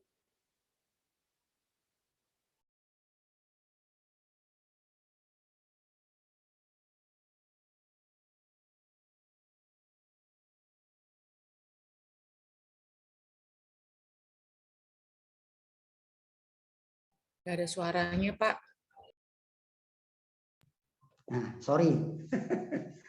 Ya, kalau kalian lagi berbicara, terus diinterupsi seenaknya oleh orang lain, rasa hati gimana?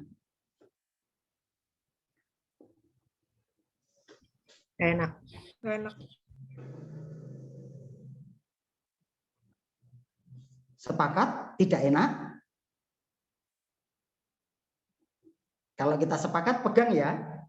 Nah, kalau kita sendiri saja merasa tidak enak, ya jangan berlakukan kepada orang lain. Kita sendiri tidak mau kok diperlakukan seperti itu. Ya, jangan memperlakukan kepada orang lain. Tadi kan pertanyaannya, kalau orang tua kita ya pendapatnya, pandangannya salah, gitu kan ya.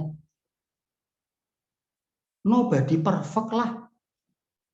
Tidak ada yang sempurna. Yang sempurna itu adalah lagunya Andra and Backbone. Nah, kan lagunya kan kau begitu sempurna gitu ya. Nah, walaupun kalau di Jawa lagu itu diplesetke. Nah, bukan kau begitu sempurna gitu ya. Mengkritik, menyindir orang lain yang tingkahnya tidak benar, kau begitu semprulnya. Gitu. Semprul itu ledekan orang yang perilakunya tidak benar dan ya aneh dipandang orang, gitu kan, makanya kau begitu semprulnya, gitu. Di mataku kau begitu semprul gitu. Nah, itu tadi saya pikir orang tua zaman now juga mulai berpikir ulang kok. Tidak merasa bahwa kami orang tua lebih tahu, ya setidaknya dari banyak diskusi ataupun dari ya bahasa kerennya talkshow pas bulan keluarga atau tidak cuma bulan keluarga. Kalau di sekolah-sekolah Kristen mengadakan ya istilahnya pembinaan buat orang tua sekarang juga pikirannya sudah modern, tidak imun terhadap kritik. Beda dengan zaman saya. Zaman saya memandang wajah orang tua aja enggak berani. Sekarang gimana bro? Sama orang tuanya malah berabru. Zaman saya dipukul bisa gitu kan. Memandang wajah orang tua saja dianggap enggak sopan. Harus mundur. Nah, sekarang sama orang tuanya aja gimana bro? Jadi futsal enggak? Nah, maksudnya gayanya kan sudah beda sekarang. Kan bisa ngomong baik-baik. Ya mungkin tertawa bagi kelompok tertentu itu bahasa akrab. Tetapi belum tentu bagi kelompok yang lainnya. Bisa ditanggapi itu pelecehan, itu hinaan. Nah, disinilah berlaku seperti tadi. Kalau kita tidak ingin diperlakukan seperti yang kita tidak sukai, ya jangan kita berlaku kepada yang lain. Ya kita tahu bahwa dia tidak suka. Nah, kan prinsip Alkitabiah banget seperti itu. Nah, ya jangan lakukan apa yang juga kamu sendiri tidak suka diberlakukan pada kamu. Nah, ya walaupun orang tua mungkin kita anggap sering salah-salah, kurang update gitu ya. Nah, atau infonya ketinggalan zaman. Ya.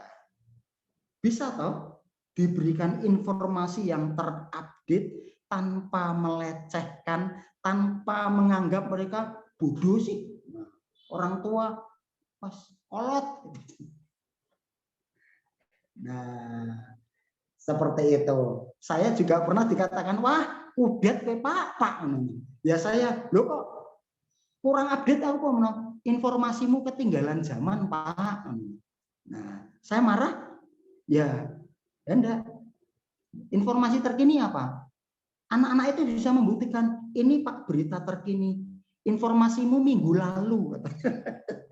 Jadi itu informasimu minggu lalu Pak, bukan terkini. Ini loh, 5 menit yang lalu. Itu kan. Berarti kan terkini. Ya, terus ngapain? Ya wis, sorry. Ketinggalan zaman. Nah, saling menyadari, apakah kemudian anak-anak muda itu mengatakan, uang abdi, ya enggak juga. Mereka ya tidak kemudian membuli saya itu enggak. Nah, ngerti kok Pak, nek kowe kurang produk brutal gratul terhadap gadget gitu ya. Saya memang gaptek gitu ya. Mereka ngerti kok Pak, nek kowe brutal gratul gitu. Maksudnya enggak lancar kalau ya dengan gadget ya enggak tersinggung juga sih. Nah itulah menurut saya prinsip kalau kita tidak tahu diperlakukan seperti itu, jangan memperlakukan pada orang lain. Walaupun ya butuh seni dalam berkomunikasi dengan orang yang beda generasi. Tetapi kan yang penting bahasanya bisa dipahami itu.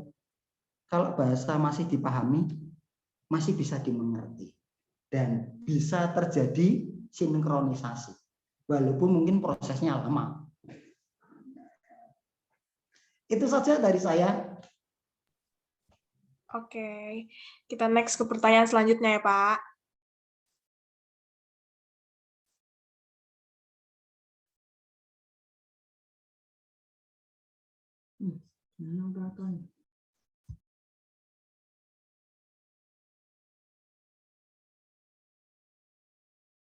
Bisa aja, Kak. Ya, pertanyaan selanjutnya.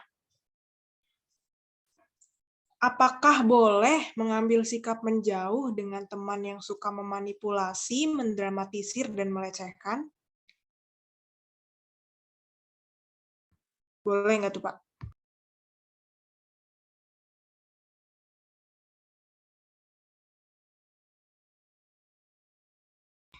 Di-unmute dulu, Pak.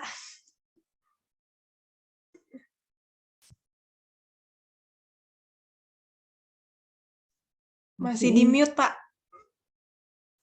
Lupa. Sorry, lupa. Nah, menjauh itu maksudnya jaga jarak atau ambil jarak?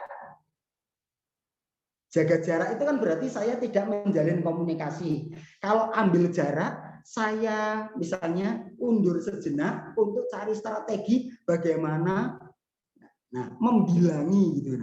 Yang mana nih? Di sini sih nggak ada keterangannya, Pak. Nggak ada keterangan gitu ya. Oke. Kalau menurut saya, karena ini kita bicara soal hidup bergereja, maka perilaku kita kan harus Kristiani, sebagaimana apa yang Kristus ajarkan, sebagaimana apa yang Kristus teladankan, seperti itu. Nah, jadi Kristus dalam rangka mendampingi murid-muridnya gampang? Enggak. Yesus marah-marah? Yesus ambil jarak? Enggak. Tetap didampingi. Walaupun orang Jawa bilang mededek gitu ya. Mededek itu suasana hati yang enggak enak gitu ya. Nah, ibaratnya nasi sop enaknya kan dimakan ketika masih panas atau hangat. Nah, ini sudah nasi diberi kuah terus ditinggal pergi. Nah, ini orang Jawa bilang mededek gitu kan. Nggak enak lagi untuk disantap. Bisanya dia apa? Ya dibuang. Nah itu kalau makanan. Lah kalau hati yang berdedek dibuang, ganti hati baru. Emang punya penyakit liver gitu ya. Nah, kan enggak gitu. Bagaimana kan mengolah rasa itu kan yang penting. Bukan menghindari, menjauh. Nah, tetapi nah itu tadi. Kita hidup bersama itu tuh apa sih? Orang Jawa punya ungkapan. Makanan, minuman bagi orang Asia, bukan cuma orang Jawa ya. Nah, tapi ini karena hidup di dalam budaya Jawa. Bagi orang Asia, makanan dan minuman itu adalah filsafat hidup. Nah, orang Jawa bilang wedang. Tidak masalah apa yang disuguhkan. Kurang ajar kalau ada yang bertamu cuma air putih gitu ya, sambil melotot lagi. Itu tidak menghargai yang empunya rumah. Karena dalam budaya Jawa, wedang apapun itu bentuknya, entah cuma air kendi, air bening, kopi, teh, bukan masalah isinya. Yang penting adalah maknanya. Nah, wedang artinya ngawe. Ngawe itu kan memanggil untuk mendekat. Wedang, ngawe, kadang. Memberi isyarat persaudaraan. Kadang itu persaudaraan. Nah, namanya saudara, apa yang menjadi keterbebanan saudara harus ditopang, harus ditolong. Walaupun kadang punya saudara yang nganyelke, orang Jawa bilang. Punya saudara yang nganyelke itu bikin emosi, kepikiran. Tetapi kan enggak mungkin, aku wegah jadi sedulurmu gitu kan. Kan enggak mungkin.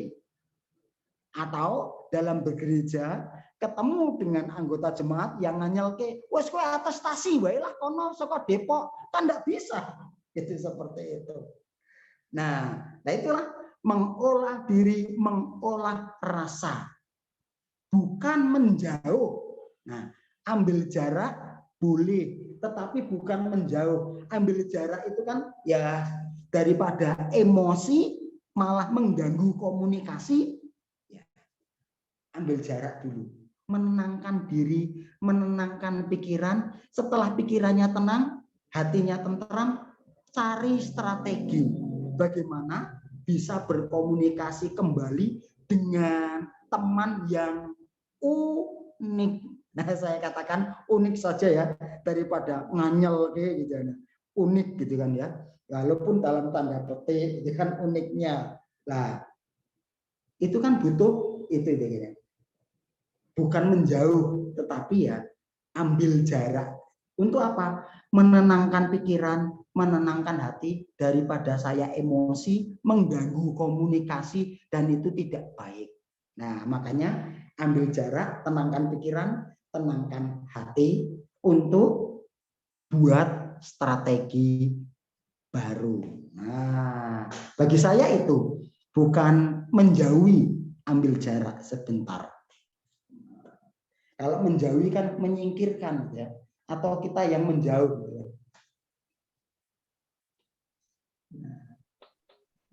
Terima kasih Pak. Itu saja yang bisa saya sampaikan.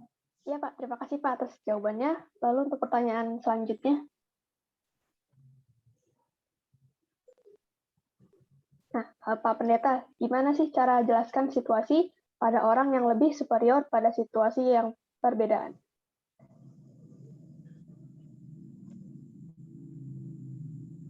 Ini bergantung keadaan juga. Ini bergantung budaya. Kenapa? Ya agak susah juga menjawabnya, kan? Bergantung situasi, bergantung budaya. Nah, budaya mau enggak mau ikut berpengaruh terhadap apa? Terhadap mentalitas sikap penganutnya. Dan tiap budaya kan sikapnya lain-lain. Ya, dari sini kita perlu banyak belajar. Tidak bisa orang Jawa bilang gebyah uyah, pukul rata, gitu.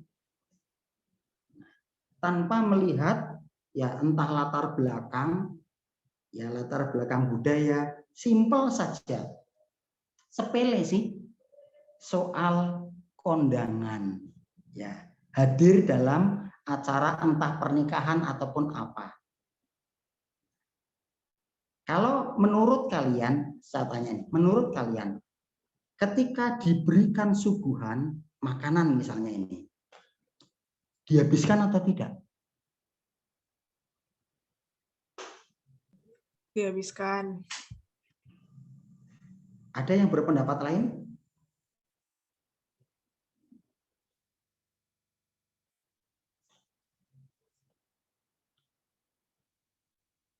Saya pernah, karena apa? karena terpengaruh budaya Jawa, lupa kalau saya sedang hadir dalam apa? Dalam undangan jemaat yang berbudaya Batak. Lalu diberi suguhan makanan, dan sebagaimana kalau kondangan di budaya Jawa, tidak saya habiskan, saya sisakan 1 sendok nasinya dengan kerupuk 1 gigit, saya tinggalkan.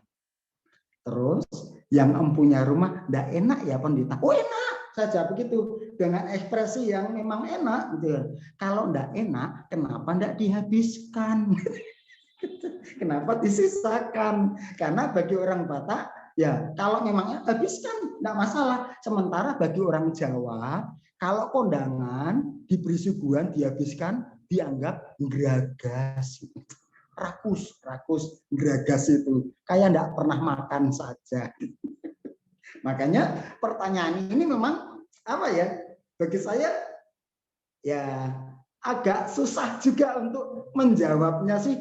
Nah, dengan orang yang superior gitu ya. Nah, karena pengaruh budaya juga menjadi pertimbangan. Walaupun di dalam manapun pasti ada orang yang merasa superior. Superior karena saya apa? Saya yang tahu sejarah gereja ini. Atau saya pelaku sejarah gereja ini. Kamu kan pendatang. Nah, superior yang kedua, karena saya punya kemampuan finansial yang banyak. Makanya ya orang pekewo mungkin. Wah, dia pemberi persembahan banyak, nanti kalau tersinggung dia pindah keanggotaan, wah persembahannya kurang banyak. Nah, secara tidak sadar bisa membuat saya menjadi superior. Oh, kalau gitu saya harus, nah omongan saya harus dituruti. Nanti kalau tidak dituruti, saya mau pindah gereja saja, gitu kan ya. Nah, makanya lihat juga kasus per kasus. Tetapi apapun bentuknya, superioritas itu memang kurang baik. Makanya harus ada penyeimbang. Karena kalau orang yang sudah merasa superioritas bisa bertindak seenaknya sendiri tanpa mau peduli pada yang lain. Nah, ini kan yang membahayakan persekutuan, kebersamaan. Ya, kembali lagi kepada omongan saya sebelumnya, masing-masing perlu sadar sih. Apa sih dampak tindakan saya? Nah, kan superioritas banyak nih sebabnya. Karena finansial bisa, karena pelaku sejarah dari awal bisa. Karena apa? Saya juga punya peranan penting. Sekalipun secara finansial saya tidak, tetapi saya punya peranan penting. Nah, sehingga orang menjadi superior. Nah, tetapi perlu sadar bahwa harus ada penyeimbang dalam kehidupan apapun. Makanya itu tadi, nobody perfect. Nobody perfect itulah yang dalam budaya Cina ada istilah yin yang. Pernah tahu simbol yin yang kalian? Simbol yin yang senantiasa disimbolkan dengan bulat, terus ada simbol hitam putih. Hitam semua, di sisi hitam juga ada titik putih. Di sisi putih ada titik hitam. Filsafatnya apa? Tidak ada orang yang murni baik tanpa kesalahan. Sedemikian pula tidak ada orang yang sejahat-jahatnya orang tanpa punya hati nurani yang bersih. Tidak ada orang yang murni jahat, pasti punya hati nurani pula dia. Dan tidak ada orang yang murni sebaik-baiknya orang tanpa juga berbuat salah. Terkecuali Tuhan Yesus.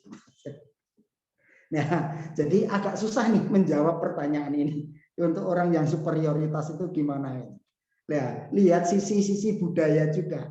Karena pendekatan budaya sedikit banyak ikut membantu. Nah, itu saja menurut pendapat pengalaman saya. Untuk menjawab pertanyaan ini agak bingung juga menjawabnya. Ya, terima kasih Pak Pendeta. Oke teman-teman, karena keterbatasan waktu, mungkin sisa pertanyaan yang lain dijawab di lain kesempatan ya. Oke, kita ternyata seru ya PA kita kali ini, sampai tadi udah bahas segala macam contoh, terus kita juga hari ini belajar untuk ya gimana caranya menempatkan diri di tengah perbedaan. Ya kan Kak Janika? Bener banget Iren, kita belajar kalau perbedaan itu dapat menjadi masalah, tapi juga dapat menjadi berkah jika kita saling menghargai dan mengapresiasi orang lain. Bener banget.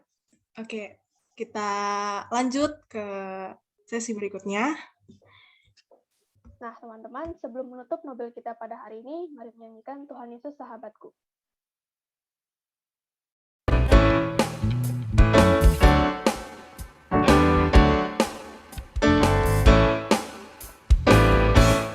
Tuhan Yesus sahabatku, tercinta dan berharga, melebihi segalanya bagiku.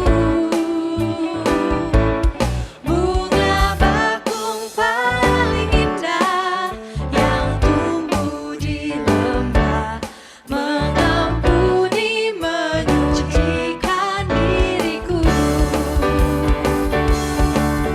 Menghibur dalam suka, penolong yang teguh, kepadanya ku serahkan hatiku. Bunga bakung paling indah yang tumbuh di lembah, melebihi segalanya bagiku.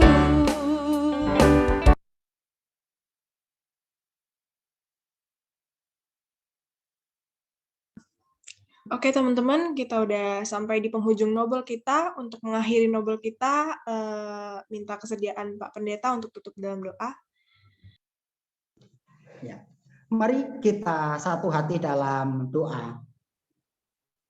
Kami mengucap syukur ya Tuhan, Tuhan boleh undang kami, Tuhan boleh kumpulkan kami, anak-anak-Mu yang muda, remaja GKI Depok, sekalipun harus via Zoom karena keadaan yang belum memungkinkan.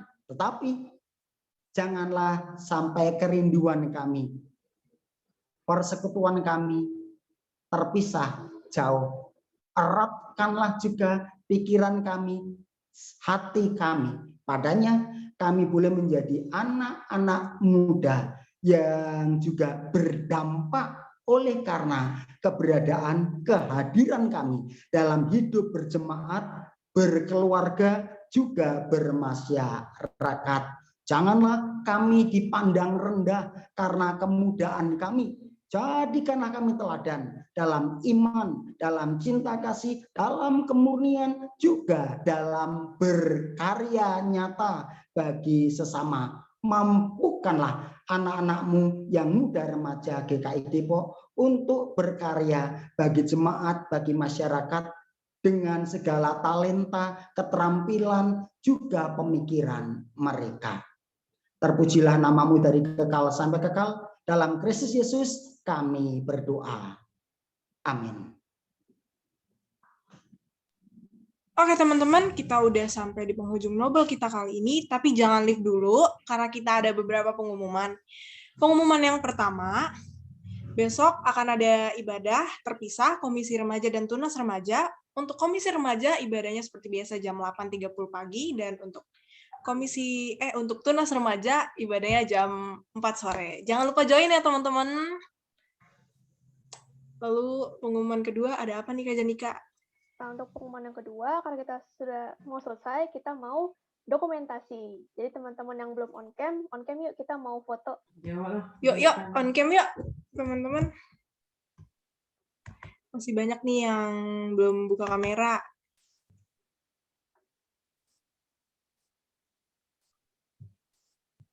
Yuk, on cam yuk. Franz, Nathan,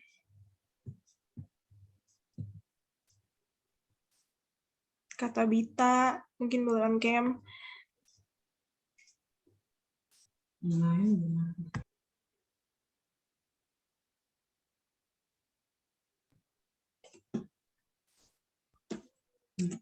Oke, kayaknya udah maksimal, jadi mungkin kita bisa foto sekarang. Yang fotoin udah siap belum nih?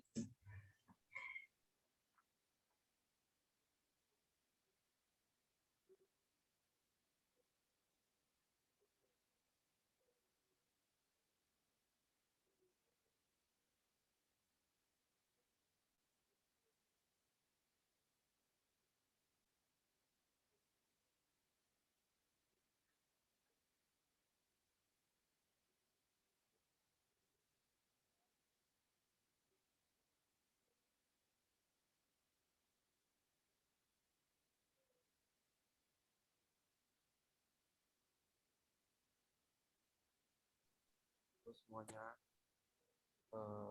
siap ya. 1, 2, 3 lagi. 1, 2, 3. Oke.